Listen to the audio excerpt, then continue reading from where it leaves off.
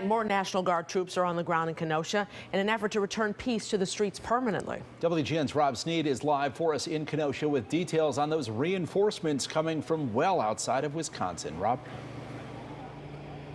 Yeah, tonight it was relatively calm and quiet until about literally 7 to 10 seconds ago when the demonstrators went ahead and hit Sheridan and 56, marching down, chanting Black Lives Matter. Now, clearly they are in violation of the curfew that was set at 7 o'clock here, but there is no police presence out here reinforcing that curfew. So they march, only a couple of dozen. A very strong contrast to what we saw here on Tuesday night when we had a couple of thousand out here clashing with police and law enforcement. But again, this is the fourth night and a few of them are still out here. Now, yesterday, Jacob Blake's father said that he visited his son in the hospital, and he said that his son was actually handcuffed to the hospital bed. He said that his son is under arrest, but he isn't quite sure what those charges are. Tonight, the governor responds to that and much more. We've got 400 years of systemic racism in this country, and if we don't do something about it, we'll be repeating Kenosha in cities all across our country and our state. So Wisconsin Governor Tony Evers said the first step is to introduce police reform bills. Today he stood next to Lieutenant Governor Mandela Barnes and Major General Paul Knapp of the Wisconsin National Guard as the Kenosha community met at Harbor Park downtown to pray, hug, and join in solidarity. DCI's investigation is ongoing, but we don't need an investigation to know that Blake's shooting falls in a long and painful pattern of violence. And this is a pattern of violence that happens against Black lives too often across this country.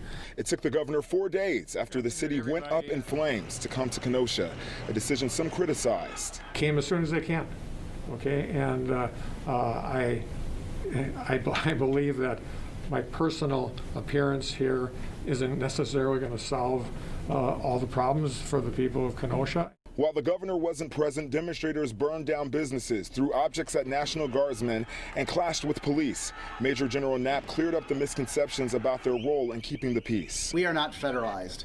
We're on state active duty. The soldiers and airmen coming in from other states will be under my command as the Adjutant General. Those servicemen will come from Arizona, Michigan, and Alabama at the governor's command. I think we can do better, and I think that we're here to ensure that there's an environment where we can do better. Governor Evers thinks this as well. He's been in communication with Jacob Blake's family and had a very strong response when asked by a reporter if he was bothered by the reports that Blake is handcuffed to his hospital bed. Hell yes.